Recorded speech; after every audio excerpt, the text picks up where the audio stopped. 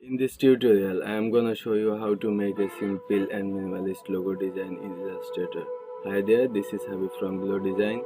Hope you are all supporting us. You enjoy this video and don't forget to hit the thumbs up. This is very easy for you. If you see carefully, you will surely understand. Okay, let's start.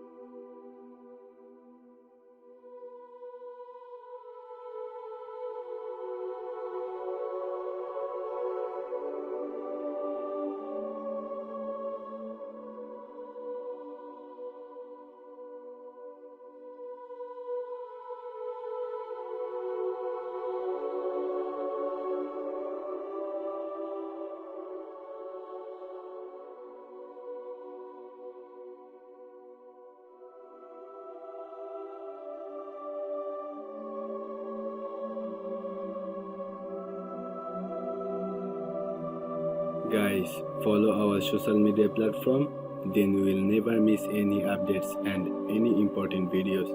If it is helpful for you, then share this video. If you have any question, then ask, feel free in the comment box.